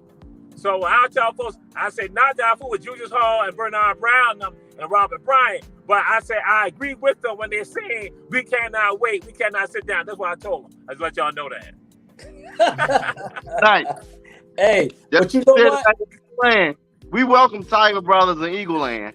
Hey, but I think the biggest problem is that we as black people in the black community, we need to stop being afraid to say what we want to say. That's the problem. You got all these money make them hush. You give them money, they gonna hush. At the end of the day, we need to start fighting and say what we really and truly want to say to them. And at the end of the day, we just have to deal with whatever come out of it at the end of the day. Period. Because I'm going to say what I got to say. Ain't nobody going to tell me what I can't say. I'm going to say however it come out. If it come out right, or if it come out cussing, it's coming out. Because my belly is full. I got to let it all out. Yeah. Trust me. Stand up for what's right and stop sitting down for what's wrong. But let me draw an equivalent to that. We've been talking about these analogies and comparing this and that, and Bernard, you're right. But let me show you how the system is designed against us, right? I think Mark Lamont Hill said the other night, and he brought this down for us. And this is just another example of how we are just as a community not getting it. Right now, the opioid thing is a crisis. Who does the opioid thing impact? Mostly white folks. Not us. Right. But when the 80s, but they don't get jail time. Let's think back to the 80s and the 90s when the cocaine crack issue was issued. What had happened? They got arrested 60 to 80 times. That's what their jail records look like these days. Jail and prison records look like. We ain't getting, and it's history repeating itself. It's the Emmett Till situation repeating itself. We got to stop allowing, and it goes back to Bernard. I'm not going to stop with you on this, but it goes back to putting people in place and holding folks accountable. Because at the end of the day, I'll agree with you, Bernard. If you're going to accept $1 over your people, you ain't SHIT to me. I ain't cuss. Look at me, I ain't cuss shit. Yeah. You ain't nothing to me. You a sellout. You sorry. When you put money of your people, you ain't no better than the trash on the floor. Yeah. Profit over people. That's what they believe in. Hey, and I want to share something with that with regards to when you talk about the opioid crisis and the crack cocaine. There's another element that came into play too, and this is something I shared in my class last week. That not only are you dealing with the issues with regards to people being sentenced for these harsh crimes with regards to crack, there was also something else that was expected too that caused actions to be taken too. Y'all remember about the crack baby? What was a crack baby? What were they expecting from crack babies? Right. This would be violent. This would be they could not be educated. Guess what I tell in my class? I said, guess what? Them crack babies they were talking about are your parents. So here you go. Your parents have not gone to college, gotten degrees. Your parents are working. They have. Some of them becoming millionaires. But guess what? They were saying that they would not be anything because they were crack babies. And that's what happens. Again, you let other people go and try to tell you what will happen in society as opposed to you not taking charge. But yeah, remember, that's not just the crack, but then also the fear of the crack babies. Yeah. Oh, I have something to say to this, but Issa might get me. But somewhere in there, although our parents' generation has become very successful, although they survived the crack pandemic, epidemic, whatever we want to call it, the forced gentrification of our people. What's there is the trauma that was experienced with the families being impacted hasn't been addressed. So it's showing up in our future generations. The trauma of how crack tore up the families and the communities hasn't been addressed. And it shows up. I can say in my life, my father dropped out of school at 13 and he died when I was 9. And my mom worked in aviation, and I had a lot of great things, and there was trauma. And the trauma came from just growing up, the insecurities, the lack of the structure, of the nucleus, of the base, of grandma, of mom, dad, like the overall structure that was there when there were big mamas who weren't on drugs, who prayed for the child that was on the drugs. And let me say this too. I believe that your religion is what you believe. So whatever someone believes, whatever stops you from knocking that old lady across the head and stealing her purse, believe it. So that's where I stand with my viewpoint on religion, because I brought up prayer and things. But there's trauma in our communities that we have to address, and we have to start having those conversations that look difficult. Well, the trauma, that's in general. That's not just crack. That's what, again, if you go back, George the Gear, Justin Jones, just put it out there. Now, some people know what you're talking about. It's what they call post-traumatic slave disorder syndrome. Definitely. So that's right there. So I don't even isolate to one area. This is what, again, and this has not been taken care of for African people for 400 years. Yeah. And then we go into with regard to sodomy and rape and molestation. 400 years of that. And then people talk about schizophrenia. Schizophrenia runs in families, and some people don't realize that sometimes based on trauma that has been in those families. And no one talks about it. No one wants to address it properly, or at least I should say, no, people do talk about it. Some of us, but see, sometimes people don't listen to some of us when we put it out there. And there are books out there, there are studies out there, it's been said. But then I go right back and hit you with the proverb. When mosquitoes are teaching elephants to be mosquitoes, this is what happened. The elephants got to understand that they're elephants, and they don't have no shame about it. As Bernard and everybody else said, you go forward with regards to this. You go and let people know who you are. But instead, we sit down, we are quiet about it because we want to be like other people. Yeah, you're right. Hey, you're right. You know what? I think I'm about to get in trouble with what I'm about to say. Don't cuss. Please don't cuss. No, because then all our shows gonna be shut down. Don't cuss, please. I'm not gonna My cuss. show hasn't started yet. Come on now, Bernard. Don't do it. I'm not gonna cuss. No, I'm just gonna give you a little facts history. I'm not gonna cuss. So, Mayor Recycles, y'all know John Mayor Recycles, all up from Savannah, so we know. He stayed mayor for so long because of the drug boys, Savannah Ray. That's why he became mayor for so long. Okay, now it's a different kind of revenue. You got Van Johnson. He stayed in there with a different kind of revenue. You know what I'm saying? He's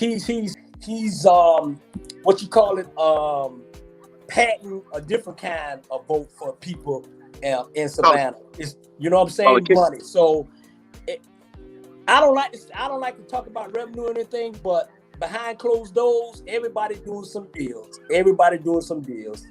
Well, this crack, drugs, everything. Ooh. I'd love to say something. Well, that is real. Come on, can I please say? I'll make it in 1 minute. Yeah. Julie's gonna say it in one. So all I'll say on this drug conversation is the only difference between black people, brown people, and white people in drugs is my medication costs $2,500 a month for 30 days of one pill. And it's a white boy whose probably name is on that pharmaceutical company. We didn't have the tools, we didn't have the education to start our own companies and corporations. We weren't passed them down from generations. And now when we sell marijuana or coke or crack or opioids or whatever, we sit in prison doing lifetime sentences for just trying to cook up or create something to numb a feeling. Yeah. If I didn't have my medicine, I'd be walking the streets talking to myself. So that medicine helps to numb some of my brain cells for a moment so that I can think and function as a normal human being. Same thing as the street drugs. It's just, it ain't made by brown and black people. And I'm not saying I advocate for drug use. Right. Look at this. Buddy Carter can go sell drugs, but Pooh can get put in jail for 20 years for it. I'm telling you. Yeah. I don't play. What do I say earlier? Stop putting folk in jail for nonviolent crimes because they're putting our people in jail for the same thing the white people have been doing for years. Or people sitting on death row for marijuana because they took a plea deal. And now that marijuana is legal, they can't reverse some of these charges and these sentences. Yeah. And I had signed off because Bernard Brown, when it talked about the mayor, and I cannot be on. I try to tell y'all, my contract said I ain't gonna be a part of that. That's why I like fire. Julius, you fired. Holla. Hey. Boy, you look sharp though. Hey, we want to wrap that contract. Well, anyway, that's our segment on. We got about 18 minutes left. And what we want to discuss in this last 18 minutes, all the new shows and all the current shows that we have on this platform. Y'all know that we have a new name coming up after a while. It's a name change that's been in the works for over a year. I just haven't been able to do what I need to do with it. So it's going to change from ATR, which is All Things Relevant Media, to OUR, which is Our Black Media Network. And the OUR stands for Outspoken, Unapologetic, and Real. And that's what this network gives. This is what this platform dispenses. We do real talk. We're real with the people. We try not to be wrong on the subjects that we hit on. So I'm going to give y'all a rundown real quick, and I don't know, we got some people on here that host other shows, and they'll be talking about that also. But on Mondays, we have Candidly Keisha at 7:30. We have Outspoken Word, which is coming in February also. It's a poetry spoken word. We're gonna black artistry, songwriting, book writing, all of that. That's gonna be the second show on Mondays. On Tuesdays, we have Our Vulnerable Communities, 10 a.m. Natural as F, that's our health show. Our Vulnerable Communities is our show where we go in the community, we talk about things that make our communities vulnerable. Let me see if I can Nintendo charger.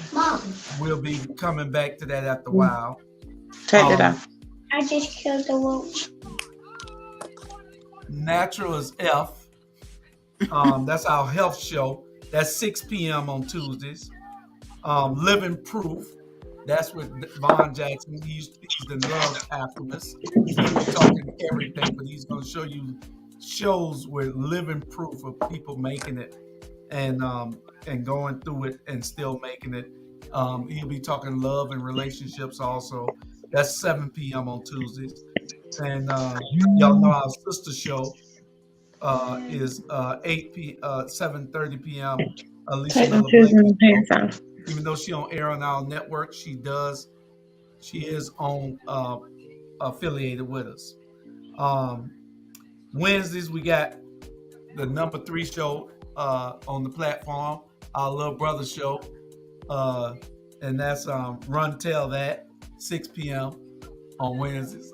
Oh, hello. What you said? Oh, you said you trying to figure out how Run Tell That tonight. It got interrupted. The live show got interrupted tonight, but ATR Rabble has been on the entire time. I don't even know. You said because it was a pre-record. I think look back at the contract and see what happened when the show get interrupted. But somehow the Rabble stays on the entire time. Thank you, God. Okay, yes, Lord. No, your show was a pre-record. I recorded your show yesterday to play today. It's not my fault. It's a fault of somebody at Facebook somewhere. But your show 6 o'clock every Wednesday. At 7:05, you got this show, which you're currently watching, The Rabble, 7 o'clock every Wednesday, 7:05. We give him an extra 5 minutes because he's always crying about we cut him off too early. So we give Run Tell That till 7 o'clock, and we come on at 7:05. Starting February 9th, Unjust with the beautiful Shantay Mclaughlin right there. Woo. 9 o'clock every Wednesday with Shantay, Unjust. Don't y'all forget it. Starting February the 9th. And I'm definitely opinionated. Yeah. On Thursday. I'm sure she'll have some of these people up here on this panel as her guests because we're all outspoken anyway. Thursdays, we got Mona Lisa Monroe at 10 a.m. The Mona Lisa Monroe Show, 10 a.m. in the morning. That's our Wendy Williams. On Thursdays, we also have Taking the Journey Together with the Butts, Craig and Sharon, 6 p.m. relationship show. Y'all want to know about how you going to get hot, honesty, openness, and transparency. Y'all need to watch that show. It'll tell you a whole lot about being hot and being in a great relationship. On Thursdays, also 7:30, 2 therapists in the mic. We got coming to us fresh and clean. Harrison Davis and Aisha Richardson. They're coming to us out of Atlanta. 2 therapists in the mic, 7:30 on Thursdays. Y'all tune in. They're dealing with a whole lot of mental health issues. Black people, we do have issues also. And so y'all need to tune in, watch them, ask questions, get you some help if you need it. Yeah. Thursday, starting tomorrow, we got a special premiere show. And you get another Brian. Ebony Report. Ebony Sports Talk, whatever the name they named the show. Y'all have to look at the setup for it. I don't know. But it's 8:30. What time it come on? Oh no, 8:30. 8:30 tomorrow night. First premiere episode of our sports show that's going to be just like ESPN. We are running the gamut here. What it is a plot by Torre to make Run Tell That the #1 show. Sources tell me he's offering Jewish stock options in Nut Juice Company. And I already got that. Ivan, we thank you, Ivan, because you're always giving us great commentary. Yeah, that's what I do. But don't forget, tomorrow night, sports show. Robert will be up all night working on that tonight. Friday. On Fridays, I ain't got but 3 more days. Fridays, we got Financial Sins at 1 p.m. That's our financial health show. Financial health. You not only need great health and wellness, you need financial health. So there's Financial Sins, 1 p.m. every Friday.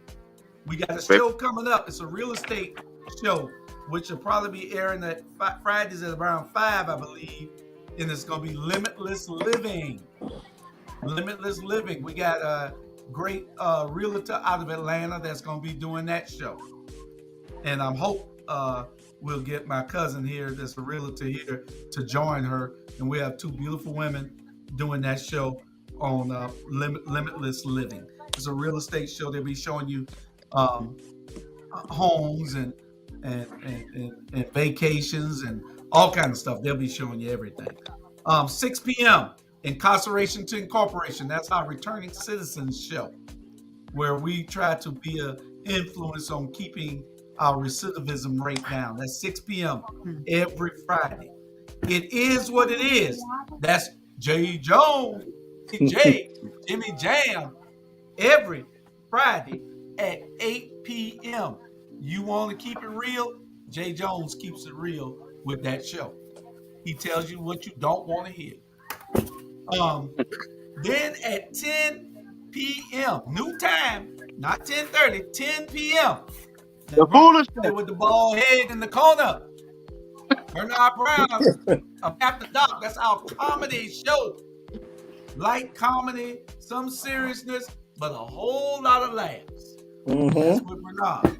Lord, what you say? Like, what is the number one show? Is it what's the number one show on ATR? The Rabble. They say the Rabble, Lord. And Watch Dogs is number 2. America After Dark. You say they going all. If they continue with America After Dark, they going to hell. Bernard Brown going to hell, Lord. Okay, Lord. Okay. That's all right. I'm about to have the whole chain gang watching my show from those prepaid phones. I think it's gonna give them another year. There you go. Ship me your phones. They need to be watching it because it's unjust. If they got an unjust case, they need to be watching. I got a few more minutes. We also have a late night show, late night show that's gonna come on at the Bernard. And Sandra McKeithen is supposed to be hosting that. That'll be in March. We Need to Talk. That's the name of her show. We Need to Talk. It's gonna have some heavy issues on it. On Saturday, I ain't got but 2 more days, y'all. Hold on. 2 more days. The Watch Dogs at 12 noon with the number 2 show, Mr. Robert Bryant. Fred there. Come on, Teray. Let me do you like I'm pointing. You should do that. Do that. I'm pointing at you, brother. I'm pointing at you. I'm just saying. God don't say nothing negative about you, but God just be talking about America After Dark because the stuff is going on. Ice Corner, all that other stuff like that. We can only imagine what's about to happen else on America After Dark. Oh my God. Yeah. I say to America, run, America, run. Be afraid. Be very afraid. It doesn't revamp. You can't hide. You may run, but you can't hide. Listen, hey, we got at 6 p.m. another show that isn't quite on the network, but they're affiliated with us. Is Tell It Like It Is, 6 p.m. But I got to go back to Thursdays because Thursdays we also have a show also that's affiliated with us is Better Savannah. So anybody, but Better Savannah as streaming where you have to go on the network and on their page and find out. But on Saturdays, Tell It Like It Is with the great Pastor Dr. Reverend Pastor Leonard Smalls. 6 p.m. Tell It Like It Is. He gives it to you just like this show gives it to you, raw, uncut, and nothing but the unadulterated truth.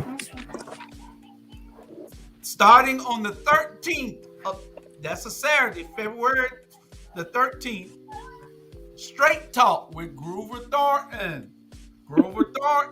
Woo! That's going to be something right there. That's what. 7:30. Hey, hold on. Over third. Darn. What organization is Grover a member of? Alpha Phi Alpha Fraternity Incorporated. But now, those of you who might not know this, Grover used to be on WSOK. And with Grover on WSOK, oh my God. That's why I'm so frightened. We ain't got to worry about America After Dark getting us put off. You might be worried about Grover Thornton getting us put off all of us. So, Well, I'm glad you said that, so I can have a talk with him on what he can. Hey, cannot say. that's right. Those key words he cannot say. That's right. You better give him that Bible like you gave me. You give it to him. Yeah, I got it. Shantay already said both of them tonight. I gave a disclaimer though. I gave a disclaimer. My show hasn't started yet. I live with bipolar, and my views are no reflection of the owners of this show. I gave the disclaimer. Because we can't say, and she ended up saying. But I changed it to ninjas. On Saturday, after Groove Thornton, we also gonna have Our Black History Facts. Our Black History Facts. That's gonna be a show that's gonna be coming on Saturday nights. Y'all just stay tuned in 2022. I'm hoping to do it before the summer. Sundays, hopefully Voices in the Struggle will be back in March. They already called and contacted me, Reggie Hassan and Anthony Maben. Hopefully they'll be back. They were on our show for about 6-7 weeks.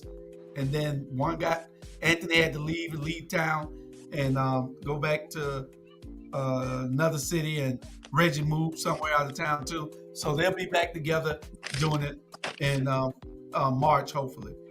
From the hood to the pulpit.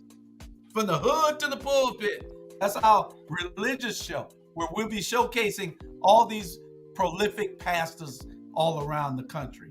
And I'm just looking for the right host for that show. I got everything already mapped out. All we need is the right host for that show, and we're going to get that together. And then in February, mid-February, late February, the next couple of weeks, I'm working it out. I found the host for Our Black Business Profiles. She'll be profiling Black businesses across the country.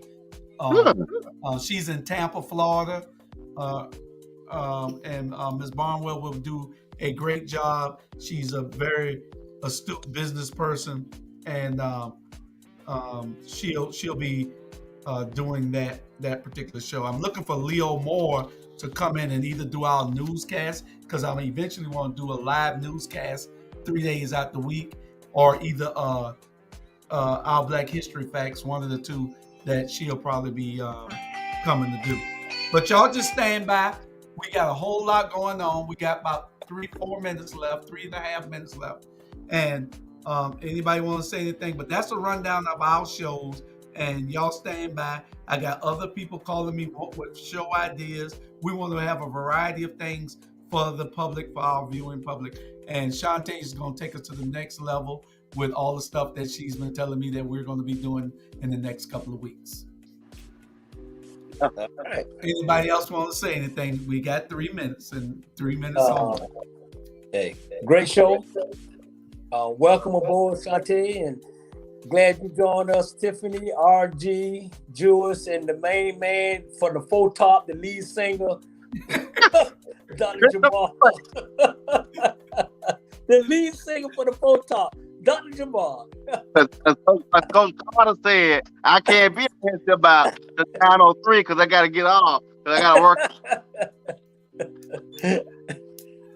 And actually, I should be off because I got to do stuff for Kim Gusby in the morning. I got to be there first thing in the morning. But see, again, I wasn't going to try to say that, but I try to be dutiful. I try to fulfill the obligation of my contract. I try to fulfill the obligation.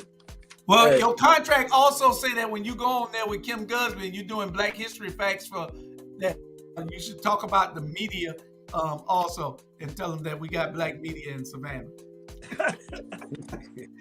Tiffany, you got anything? I see you going. No, this was a great show. I hate I missed all of the topics about race. Well, you'll be in next week. You can bring them all up yourself. Congratulations on your son winning that championship tonight. Yeah. I'm proud of him. Yeah. Okay, and Shantay, you get the last word. That boy about that big. He was how old now? About 20. The last word. I am so grateful tonight to have the last minute to be amongst all of these beautiful Black people who are committed to empowering our communities. And I'm grateful that we have a queen, we have some kings, and we are standing together to move this conversation forward of Black excellence. So Absolutely. thank you. Okay, so don't y'all forget to watch her show, Unjust, every Wednesday after this show. She's going after the #1 show. That's what? I told you that's the time that they sneaking those phones into the jails and prisons. What you talking about? No contraband is promoted. I'm Cubano Americano. I'm not Black. I just help y'all out. That's all I do. I'm not Black. Okay. I just help y'all out. She included you too. I said brown and black. Yeah. No, we just Cubano. That is our show for tonight. We appreciate y'all tuning in. Don't forget to share. And if you watch it again, share it. Tomorrow night, we have 2 therapists and a microphone. We got Mona Lisa Monroe in the morning at 10 a.m. Taking the journey together with Craig and Sharon Butts at 6 p.m. 2 therapists and the microphones. And at 8:30, we're supposed to have our sports show. We're going to see whether we can get that together. Robert might not want to burn the midnight oil. Okay. Huh?